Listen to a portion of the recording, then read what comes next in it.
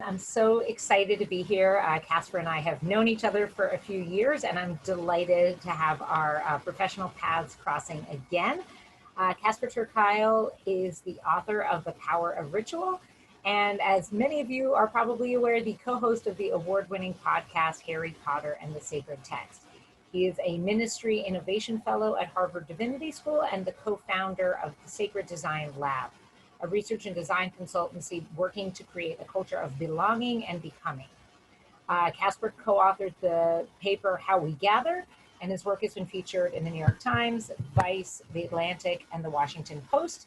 He holds Masters of Divinity in Public Policy from Harvard University.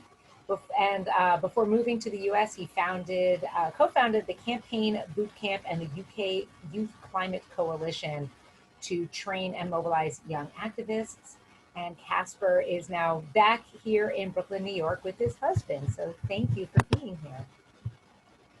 Thank you so much, Rebecca. Thank you, Aline. Thanks everyone for being here. It's such a pleasure to be together. I hope that you have a cup of tea or coffee, some water, whatever you need to feel comfortable. If you're in a European time zone, you might want to lean into that cocktail, whatever is good for you to feel good over this next hour or so. I really hope it'll be both a rejuvenating, but also a relaxing experience. So what I'm planning is we're going to create a ritual calendar together, or a ritual life planner. So we're not going to focus on one specific ritual, but we're going to make a calendar to hold all the meaningful moments of our year. And so we'll be drawing on religious and spiritual holidays, of course, but also being inspired by moments with nature, family traditions, sporting and cultural moments, all sorts of goodies. So wherever you are on the Jewish spectrum, or even beyond, you are so welcome here, and we'll be creating something that's purposely tailored for you. Eileen, I think you, or whoever's the host, Rebecca, you're now the host, so you might still need to make me the host so I can run the small groups, because we are going to, I'll start off doing a little teaching and a little sharing of information, and then we'll do a kind of solo reflection where I'll invite you to remember a meaningful moment in your own life. And then I'm going to invite you into some breakout groups. And some of us love those. If you're an extrovert like me, some of us are more hesitant. Let me invite you to lean into it as much as you're comfortable doing today. It is not just fun to meet new folks, but it's also a really lovely way in which to inspire yourself with other people's ritual lives. So it's a practical, helpful thing if you can. Totally fine if you don't want to. You can just hang back. You won't be forced to do anything you don't want to. So I will make a start. And if you've had anything like the day I'm having, you might just want to join me in a couple of deep breaths. So I'm just going to make myself comfortable, and I'll just lead us through a series of 3 breaths, one of letting go where we've just been, one of arriving here where we are in this shared moment, and then one to set an intention for our shared hour together. So if you're comfortable, you can open your heart and close your eyes. Just take a deep breath in. And just let go the morning or the day you've had so far, knowing you can return to it in just a minute, but setting it aside for now.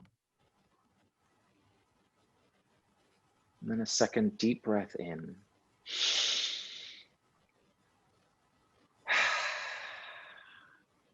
To arrive in this moment, got 60-something folks all joining us from around the world to be together, to explore our ritual lives.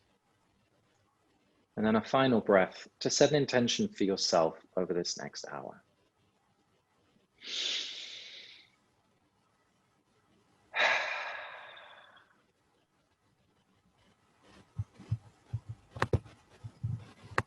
So simple, but it feels so good. I hope that felt good for you. I always find myself a little bit rejuvenated. Wonderful stuff. So thanks to everyone who's added to the chat box where you're calling in from. If you are just joining us, please do add that. It's always so lovely to know where you are. So as Rebecca was saying, my name is Casper ter Kuile, and I grew up in the UK in a very ritual-filled house. I wasn't raised in a religious household, but I went to a Waldorf school, or a Steiner school, if some of you are familiar with Waldorf education. And so there was a lot of dancing around the maypole, and we would go and sing to cattle at Christmas time, literally bringing all the carol books, walking around the farm, singing to the pigs, singing to the cows. And I didn't really realize until I was a young adult how unusual my life had been. And certainly once I started to tell people about, digging up the cow horns that had been dug full of cow dung the year before by the class above us, to then go and like moisturize with manure the fields of the school garden. That doesn't happen to every kid, apparently, but it was a wonderful way in which I felt very grounded in the place that I lived and in the family that I grew up in. So I will be drawing on a lot of memories. And I want to say up front, some of us have a lot of joyful memories. Some of us have more painful ones. So I invite you to navigate this as much as you will in terms of where you want to place your memories. It might be back in childhood. It might be more recently, could be young adulthood. Wherever the source of joy is in your life, I encourage you to lean into those.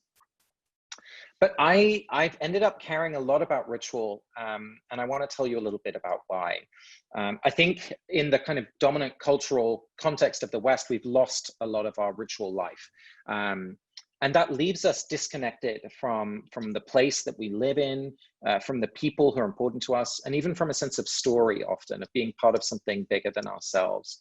And so rituals are often an invitation to refocus our awareness and our attention to the things that give us meaning and connection and joy. I often think about, the things we ritualize are often the things that make life worth living. And if we don't have a rich ritual life, it can feel like life is just kind of happening to us, rather than us being able to set intentions about where we want to pay attention. Especially, I think, during these COVID months, where at the beginning it felt like one day bled into another, and it was like, is it Tuesday? Is it Saturday? I definitely know what day it is now because work is back. But the thing that feels like the heaviness for me now is we just don't know when it's going to end, and we don't know how it's going to end. And so finding some way to mark time in a regular way is more important than ever for me. And I hope that resonates in some way for you. And again, a ritual calendar can give us that structure in time. So we're going to create a ritual calendar, and you might want to use it just, for yourself. You might want to think about the ritual calendar for your family, or you might want to think about it for your community or even a work team. So you can lean into whatever way you want to do that is helpful. And I'll just show you a little kind of sneak peek of what we'll end up with. So in a moment, I'll share my screen, and you can see this kind of very simply drawn calendar shape. There's 12 months. They're labeled on the outside in gray. And then in each month, there are significant moments in my ritual life. Everything from Halloween in October, you can see. And if you like to doodle and draw, you're going to be very welcome to do that. To the, gosh, what else is in that? Remembrance Sunday in England is a big moment when everyone wears poppies. So this will just give you a little bit of a sense of what you're working towards in our hour together. So rituals are,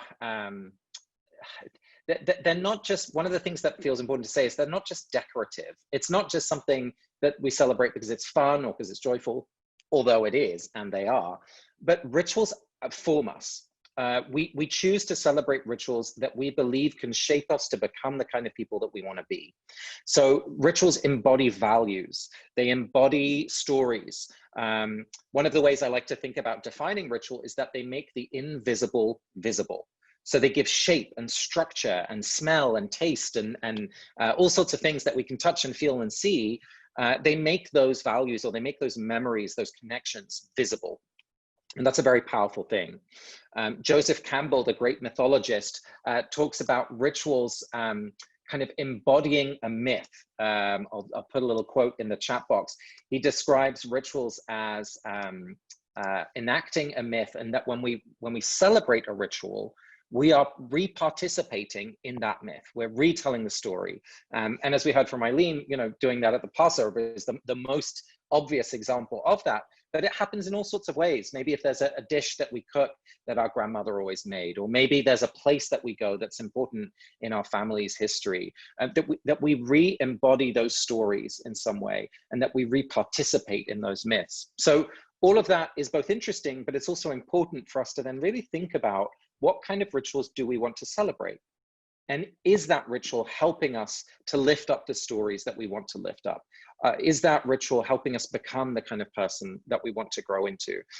Because some of us might have to navigate rituals that have a complicated history, where there's some elements that are really important to us, but maybe some elements that theologically might not feel right, culturally might not feel right, whatever it is, we might have to reclaim or re-navigate some of those big moments. So we'll think about that a little bit today as well. One final quote just that I like as well is from Dacher Keltner, who's the lead scientist at the Berkeley, University of California, Berkeley Greater Good Science Center. And he very sweetly wrote the introduction to my book. And he talks about rituals as patterned, repeated ways in which we enact moral emotions. And again, this is another way of thinking that rituals make visible the invisible. So things like bliss, things like compassion, gratitude. So as we think about our ritual calendar, we also might want to do a little analysis, as we will at the end, to think about what are the rituals across time pointing us toward. Maybe a lot of them are focused on us, and we might need some rituals that help us focus on the other. There might be a lot of rituals that focus on gratitude. Maybe we need a few more rituals that help us focus on courage. Whatever it is, that's another way of just thinking about how our ritual life looks. So that's just a few words on rituals themselves, but we should also say something about why they matter in time. Now, many of you have a rich and fulfilling religious and spiritual Jewish life already, so this is something that's very familiar, but it's helpful, I think, to just remind ourselves why we have a calendar, why we travel through time over and over again. The first thing I think is it's a great rebuttal to this sense of endless progress and having to achieve more and more and more, this kind of line, this linear sense of time where we're always moving forward, because a calendar is inherently circular. So it's a different perception of time in which we don't always have to grow or be better, or the exhausting narratives that we live in within a capitalist system. There's an opportunity, I think, to trace through time differently. And Joan Chittister is a wonderful Benedictine nun in her book, The Liturgical Year, talks about the process of living a liturgical calendar or a ritual calendar as a process of spiritual ripening. And I just adore that, that idea that we are fruit on the vine, and with every year that we pass through these rituals, that we grow spiritually riper. I also think it's a nice counter-ageist message in there, that these rituals, that we don't experience them just for what they are in this moment, but they become a portal to every celebration that we've had throughout our lives, and maybe even beyond our own lives, that we're connected through time.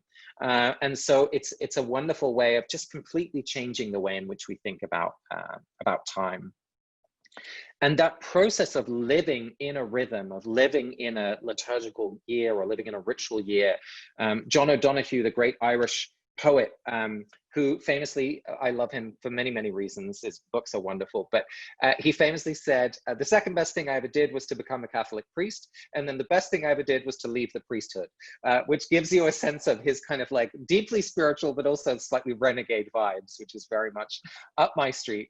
And he said that to be in rhythm with one's nature is to be in rhythm with God. And just that sense of reconnecting with a holy rhythm, I think, is a wonderful way of what it means to live a spiritually rich life.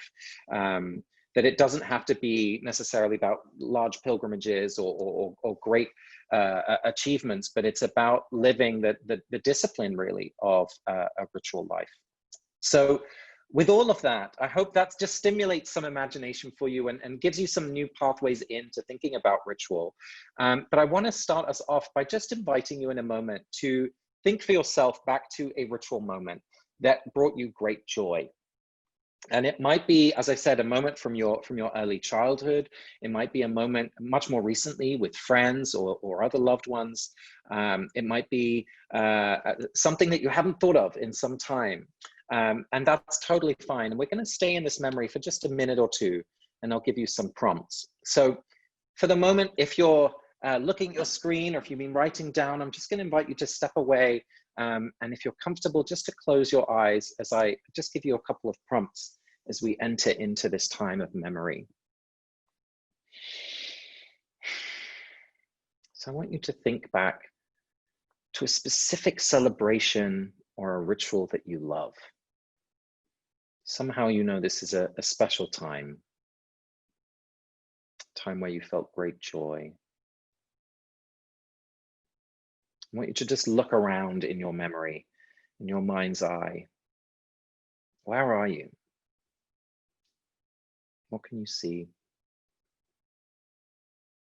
Are you outside or inside? Are you alone?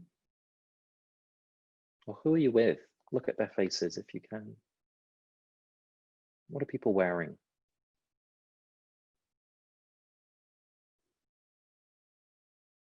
What are you doing together? Are you singing? Are you quiet? Are you eating? Making things? Traveling? What's the weather like? But most importantly, what can you feel? How does this make you feel? What about it do you love? Just stay in this memory for another 10, 20 seconds or so.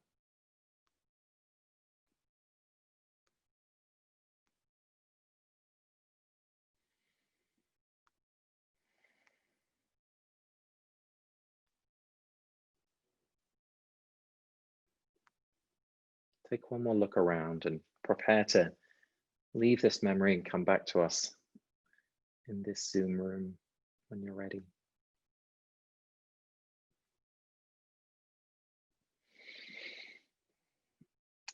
And so in a moment, Rebecca is going to invite us into some small groups.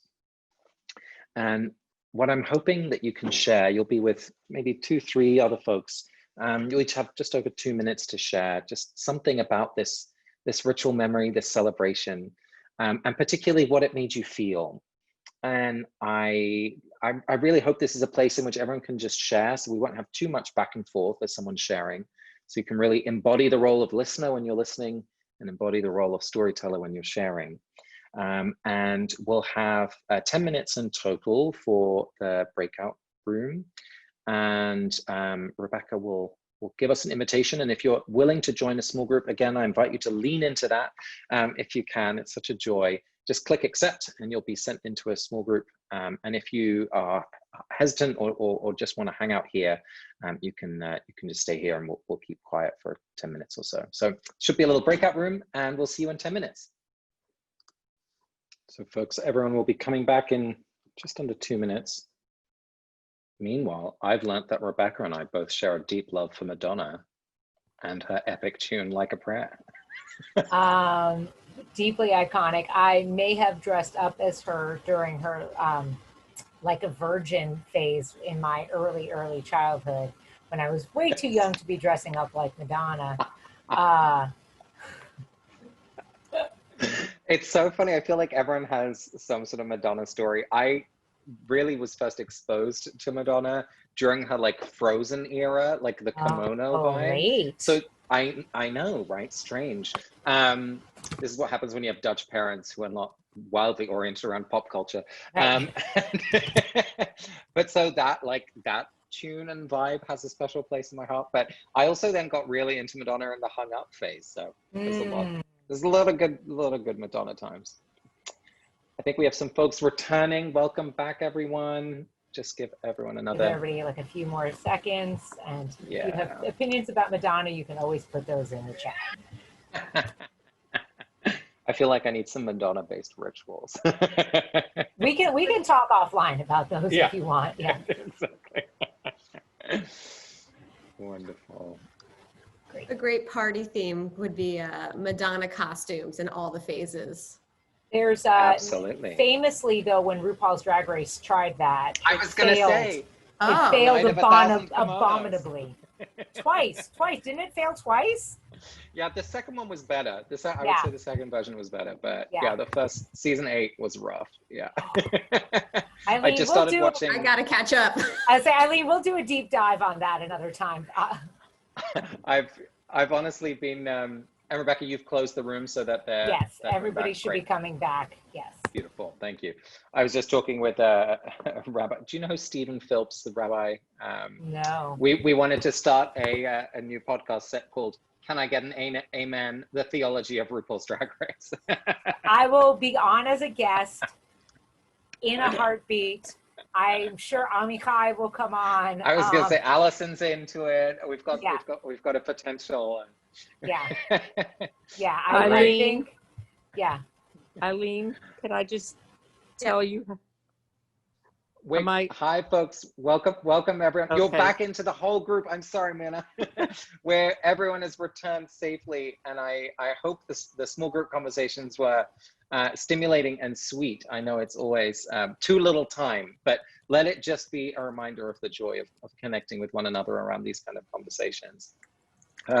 So what we are going to do now is, I'm sure that in hearing one another's stories, you immediately had 3 or 4 other ideas. So I just want to give you a moment to write those down right now. So just give yourself a little brain flush. Allow yourself just to write down all the ritual moments that you remembered as you heard each other's stories.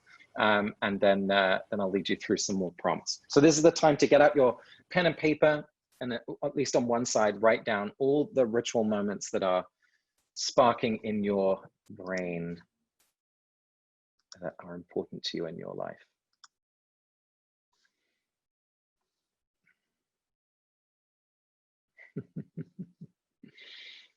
Wonderful. I so appreciate all of you busy in the chat, and for those of you who are able to have your videos on, it's such a joy as someone who leads a workshop to be able to see you, so I really appreciate that. And big love to everyone who can't. Totally understand. No stress, no worries. But I appreciate that. So as you've put those ideas that were just fresh in your mind down on paper, what I'm going to invite you to do now is join me in a sort of fast-paced round robin of all sorts of different ritual categories that I hope in each one will stimulate 1 or 2 sweet memories or joyful rituals that you might want to include in your ritual life. So I'm going to list some categories and invite you just to write down what comes to your mind. Not all of these have to appear in your ritual calendar. So this is just an exercise in ritual stimulation, as it were. So I've got about 12 of them. So we'll move through them at quite some pace. And then after that, we'll start putting them into our drawn calendar with the, you can either make a grid if you're circularly challenged, as I often am. My circles often look more like an oval.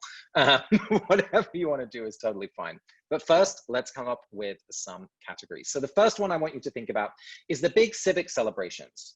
If you're in the US, this might include Thanksgiving, 4th of July, Labor Day weekend, Memorial Day, MLK Day. If you're in England, you might think about, as I said, Remembrance Sunday. Hello, Joanne, you're in England, I see. If you're in Germany, it might be Reunification Day. Whatever the kind of big civic celebrations are in the country that you're in, and any traditions or rituals or celebrations that are associated with that are important to you. Maybe it's a place that you go, people that you see, a certain pie that you bake. These things can be big or small. You know, not all of them have to be huge things. They can be a favorite movie that we watch at a certain time of year, and a thing that you're reminded of in your civic celebrations, the shared civic calendar. All right, next up, and this is going to be a big one, religious festivals. Now, I don't want you to feel beholden that you have to add the ones that you know you should. I want you to add the ones that genuinely mean something to you. This is where my inner renegade comes out. So again, the special traditions, the moments, the dishes that you cook, the people that you love. What are some of the moments in the Jewish calendar or beyond in other religious calendars that are important to you? Passover, of course. Rosh Hashanah, Sukkot. Maybe you're in an interfaith household, so you also celebrate Ramadan or Eid or Christmas, Easter. Maybe you've got a little pagan side and there's some Samhain to be celebrated or equinoxes to be marked. Yeah, Rebecca, Kwanzaa. All the big religious moments. And again, we're thinking about moments that happen really probably once a year or a couple times a year. So we could do a whole separate calendar for a week or a month, but we're really thinking on an annual calendar. So lean into those moments that come around. Yes, Iris, Day of the Dead, absolutely. Oh, Joanne, yes, many secular festivals. We'll be talking about those in just a moment. Any other religious festivals or spiritual celebrations that are important to you, your household, your community? And you're absolutely, great question, Dinah. Absolutely welcome to include ones that you might want to lean into, but don't yet have, that you don't have on your calendar yet. This is a great moment to start thinking about celebrations you want to add or include. Absolutely. And we'll talk about that a little bit more in a moment. What about big cultural moments? St. Patrick's Day, Cinco de Mayo, May Day in my household was always a big one, where we'd make flower crowns and dance around that maple. In Holland, we celebrate King's Day or Queen's Day. What are the big cultural moments? Yes, Melissa, election night. Oh, God. Difficult to remember happy times recently, but other times, yeah, absolutely. Election night. Other big cultural celebrations. Yes, different parents' days, Alyssa. Beautiful. Mardi Gras, Courtney. Love that. And exactly as Courtney says, some of these kind of transcend between religious, cultural, you know, that they don't all fit exactly into one category. That's fine. This is just trying to stimulate our memories and our imaginations. As long as there's always good cake, that is excellent. Yes, Halloween, Lauren. I love that. I love that. Pride, absolutely. June, the month of us homos. Love that. What about sporting highlights? I love watching Wimbledon. I cut up my strawberries. I get the cream and sugar ready. It's the moment when summer is truly here. Maybe the Olympics. I love watching the Olympics opening ceremonies. Angela, Super Bowl. Yes, Julie, both of you, same idea there. Yes. I'm a big fan of English, of real football, not American football. So the beginning of the league in August usually is a big moment. March Madness, Mindy. Yes, absolutely. Oh my goodness. When I moved to America, I fell in love with my now husband. His family's from Kentucky. Go Wildcats. And I don't have a huge amount culturally in common with his family, but like I lean in heavy to March Madness. So I make sure I've got my blue face paint. I'm like watching every game. So again, these might not all be rituals that you love, but that the people you love. So you got to lean into that. Absolutely. Yes. Yes. Julie says, go Gators. Oh, Burns night. For those of you with some Scottish roots, wonderful night of poetry and questionable food. The hockey season. I think we had some figure skating from Brooke. Yes. Love all of those sporting moments. And they might also be sports that you're involved with, games that you play. It doesn't just have to be fandom, things that you enjoy watching. So anything to do with sports. What about things in nature? Maybe there's a first swim in the ocean or a first surf. Maybe there's a special picnic that you have every year, or a barbecue, or a hike that you go on that you love. Maybe it's a camping trip with a loved one or kids. We would always mark the date when swallows return to the house that I grew up in. So maybe there's certain things that happen in nature, cherry blossom season.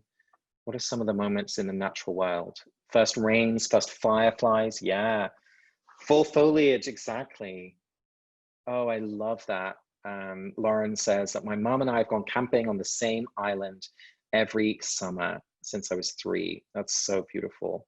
And this is such an invitation. Again, maybe some of us are parents, if we want to lean into thinking about rituals, we want to start with our kids or one child. Suzanne and Cape Cod. Oh, Roz, yes, elderflower foraging. My mom did that too. So delicious. Julie says that she resents pumpkin spice season coming earlier every year. I'm with you. I'm with you. But sometimes also there are certain places that we love to see, you know, multiple times a year. There's places that we go Love that. Anything in nature. What about family traditions? Maybe especially things that involve young people, children, maybe not our own, maybe neighbors or nieces, nephews, other little ones. Or maybe it's a relationship with an older person, our elders. Moments when we retell family stories, or when we go back to places that are important in our family's history. Family jokes that are told at a certain time of year. At Easter, my uncle would tell this awful riddle about a watch that was lost between two brothers, and it would end with this question. And I still don't know the answer, and I think there is no right answer, but that joke was always told on Easter Sunday.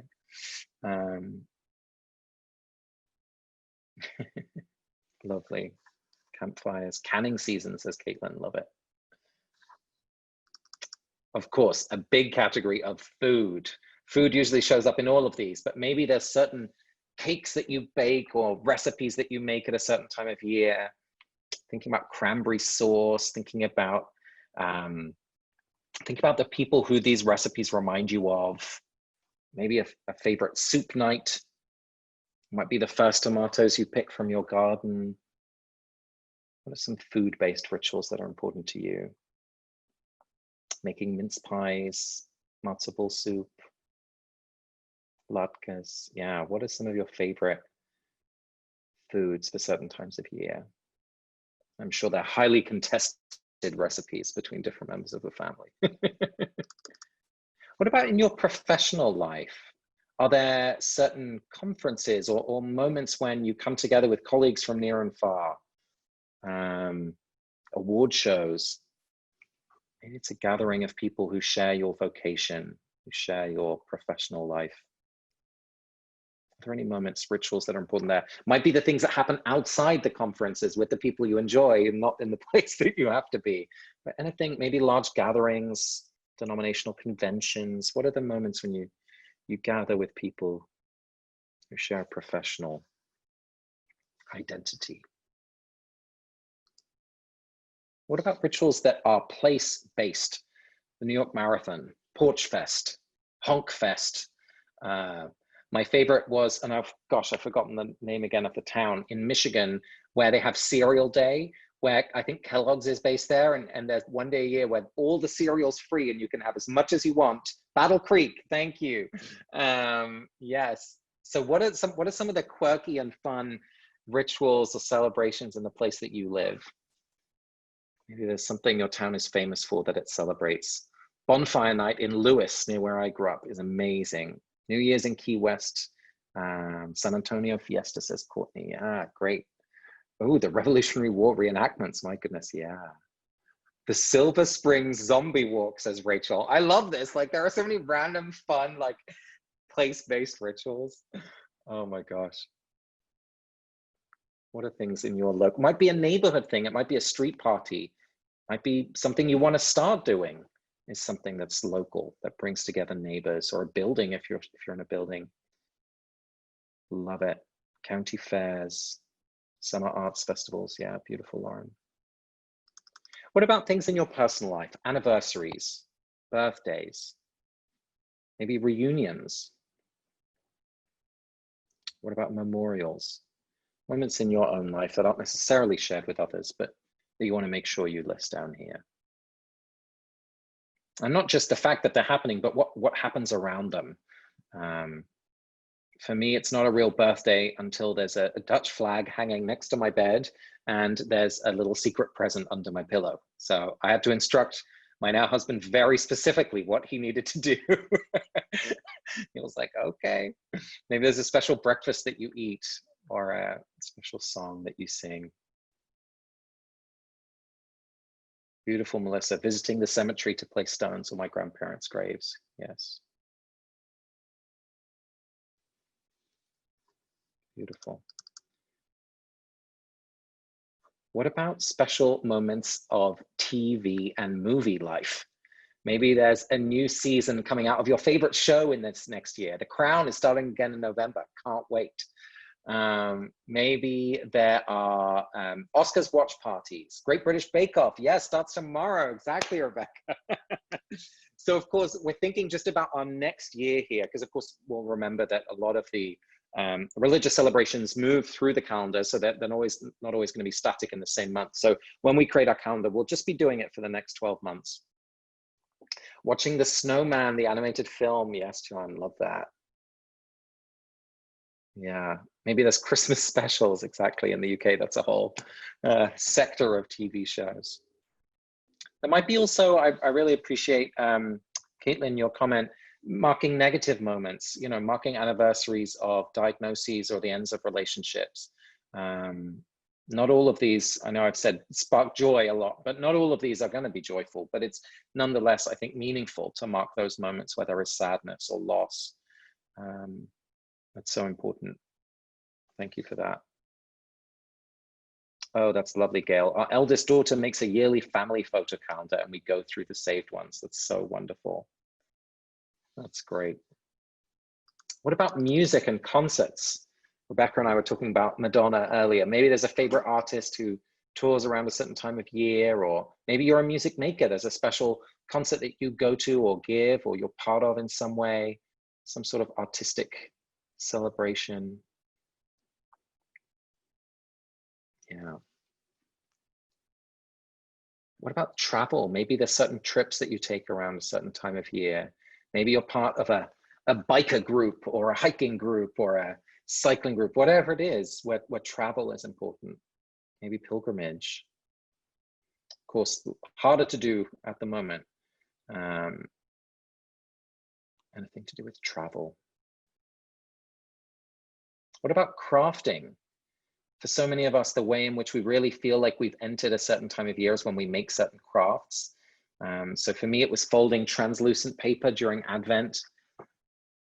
Love that. Maybe you're putting cloves into oranges to make it smell nice. Maybe you're cutting pieces of paper into snowflakes. Pumpkin carving, absolutely. Pressing flowers, Nina, love that. Yeah, what are some of the crafts? Especially, again, a lovely thing to do intergenerationally. What are the crafts that you make? Purim costumes, yes. Love that. And finally, what about rituals around your health or around fitness? For me, January is always a moment when I'm restarting something, but maybe there's a race that you run, or friends of mine get together to run a Tough Mudder together every year in springtime. Maybe go whitewater rafting, something around health or fitness. Might be an anniversary of an experience of cancer, for example. Who knows? Something around your health. All right. Well, that was plenty of categories. I hope you had one or two in each of those, and I'm sure you had plenty across the board. So what I'm going to invite you to do now is to cross over onto the other side of your piece of paper, or find a new sheet or something, and create that circle. So let me share once again, just so you can see the example. Not that it has to look like this, but what we'll do is we'll draw a circle. You can label the different months, and then we'll have 6 lines going through it to create those 12 pie pieces. You're also very welcome to create a grid if that's easier for you, whatever works, to make sure you get these kind of 12 months. And we'll be putting in the different rituals that you want to celebrate in each month. And again, some of those rituals are going to move around year to year, so just find the right month for this next year.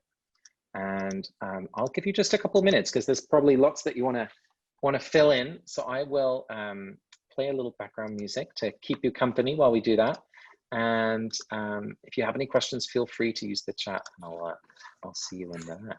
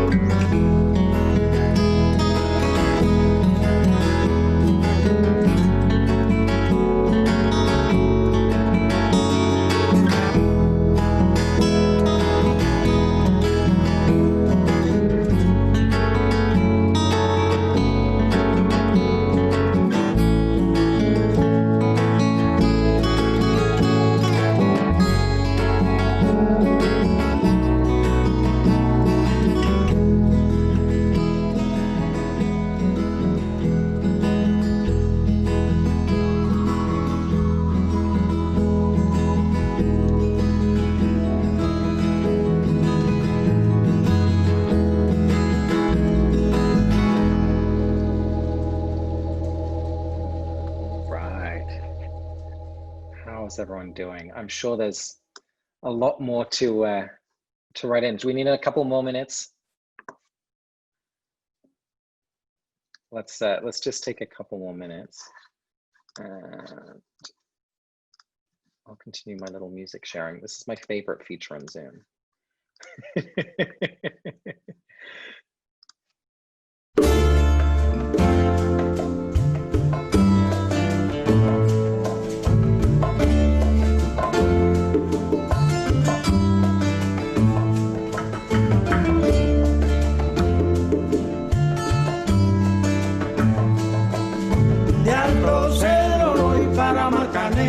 Llego a Puerto, voy para Mayarín.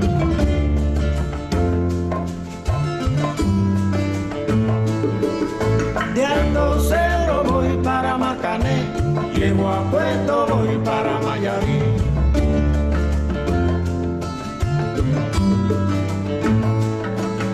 De Alto Cedro voy para Marcané, llego a Puerto, voy para Mayarín.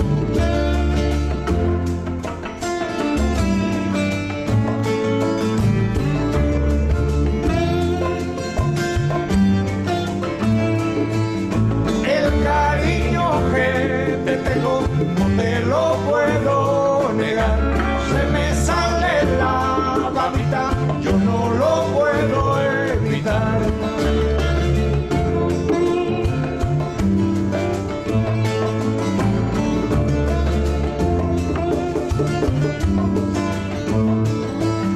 Cuando Juanita y Chan Chan en el mar servían arena, como sacudí el jibe, a Chan Chan le daba pena.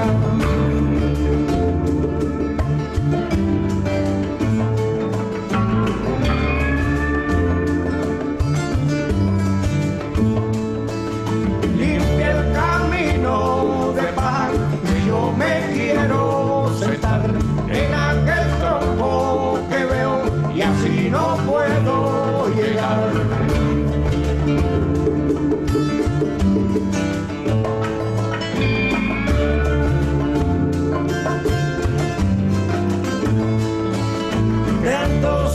Voy para Marcané, llego a Puerto, voy para Miami. So I'm seeing Casey picking up on one of the things that I already wanted to talk about, which is that as you look at your ritual calendar and you start to see some months are a lot heavier with celebrations and things than others. If you're anything like me, my December always looks insane. And then February is just this kind of empty hole. And so that might be an invitation to lean into celebrating some things that you love to do, but in a slightly more ritualistic way. So I love the movie The Sound of Music, for example, and hosting a sing-along Sound of Music was one of my queer awakenings. And so I try and host a sing-along Sound of Music in February every year, which is just always a delight and something to look forward to. But it's also honestly fine if there is a season of fullness and then a season that's a little emptier. One of the gifts I think we can take from religious tradition, and I'm most familiar with the Christian calendar, is in the Episcopal Church, there's a time called ordinary time, kind of between the big festivals when things are just a bit more chill.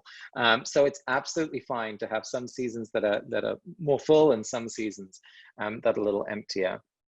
But I'd love to hear other ideas of what you're noticing. You can use the chat to share what you're noticing in your ritual calendar. It might be that you notice a lot of things are involving many people. And then there might be an invitation for you to lean into things that are a bit more solitary, or the other way around. And again, if you're like me, looking at this calendar during COVID is very different from looking at the calendar in normal times. And so one of the things I try and lean into using the ritual calendar is to notice what's coming up and to give myself a bit more time to think about, okay, is there a way that I can celebrate this that would still be true to what the celebration is about? Because for me, it's not just the experience of this particular celebration, but again, just as Joan Chittister said, that sense of spiritual ripening, so that by celebrating it, even in a smaller form or an online form, we're also connecting with the memories of the previous celebrations. So we're allowing ourselves to feel the joy. The way I did that with the maypole on May 1st was I got up before sunrise, as I always do, and I FaceTimed with my friend Caroline in DC, and we joined a Zoom for a maypole dance that would usually happen here in New York City. And it was one chaotic disaster of people not knowing how to unmute, lots of folk instruments everywhere. And so we lasted about 15 minutes on this Zoom call, but then I had a wonderful sunrise chat with my friend Caroline after that. So there's still ways, I think, hopefully, that we can celebrate these. Wonderful. Oh my goodness, lots of comments in the chat. Yeah, absolutely. Melissa saying it's a little depressing. We're always the ones who are making the plans and creating the things. It is exhausting. I completely feel you. And it's honestly, I think one of the real challenges for those of us who are passionate about ritual is that often we're the ones who are the responsible ones for making things happen, and we kind of long for someone else to do it for once. And I'm definitely not here to try and solve all of those questions. But one thing that I have learned is that if we can involve other people in the planning this year, then they will be much more able and confident in hosting and celebrating it next year. So trying to involve people, not just in the celebration, but in the planning of the celebration. So that's something I've tried to lean into. What else have we got here? Yes, Caitlin, I like the months where there's a balance: nature, food, family, and friends. I think having, usually 2 or 3 things a month is a good pace for me. You'll find what's right for you. But it's you've got to find your own little balance. And I think one of the ways in which we notice more about what we might want or what we not want is just to pay attention while we're celebrating it one year. So it's a great way to think about what's coming up. So friends, we're coming to the end of our time together, and I want to make sure that you all have the invitation to continue filling it out. And I hope you'll share what you've created. If not on social media with us, I know we'd love to see it, perhaps with other folks in your household or dear friends, colleagues, family members, so that it's a knowledge of what's shared in your ritual life. I know some folks have put it up on their fridge, maybe put it in your planner. There's all sorts of wonderful things that you can do. And thanks, Eileen. Yeah, you can always send the pictures to info@hagadok.com, where we'll be very excited to see them. And if you do want to think about this exercise in a structured way again, or if you want to share this, I have a very exciting little new Ritual Life Planner book that I'm launching this fall that I'm so excited about. And it comes with a lot of the prompts that we did today. It has a little teaching about ritual. And for me, the best bit, the most helpful bit, was the fold out calendar, so I don't have to draw that circle. So it gives you a beautiful template on which you can put the rituals. So I'll share that link if you're interested and in checking that out. And there is 20% off at the moment just before we go into production. So let me put that in the chat box. Yes, and Joanne's so right. Thank you all so much for sharing in the chat. It's so lovely to do this together and just to get a sense of what everyone else's ritual life looks like. Oh, thank you, Bethany. Thank you, Dinah. Love it. So I'm really, really glad that we had a chance to do that. And of course, my book, The Power of Ritual, is on sale as well. So please do share that if you can. And with that, let me just pass it over to Rebecca and Eileen if there's any closing words from us. And please do share what you've created, everyone. It's so lovely to see all of those. Rebecca. Yeah, I think Eileen's actually going to close us out. Oh, great, Eileen. Yeah, two of us. Thank you to Casper and to Rebecca. Rebecca was our contact to bring in Casper for this workshop, and we're just, Casper, we're such a fan of your work and the sense of joy and delight that you bring to all of this. And it's just a perfect time of year to be, thinking about the Jewish year coming ahead. And I will also say, yes, please check out Casper's book. Check out for Yom Kippur and Sukkot, check out highholidaysathome.com. And we're going to add you to our mailing list since you signed up for this webinar, and keep you up to date on other webinars that we have. And again, as promised, if you are able to donate to our work, wonderful. If not, we are just thrilled to be able to offer it all for free to you. Eileen, let me be the person to say, if you enjoyed this, please invest in the continued hosting of workshops like this. It takes a huge amount of organizing. If we know that it takes organizing to make rituals happen, so too for the whole infrastructure of websites and communications and inviting speakers and teachers. So please, please do support Eileen, Rebecca, and that team. Thank you. So actually, we have a ritual that we had started on our webinars in Passover, and then we altered it for the high holidays. So I think it's time we bring it back.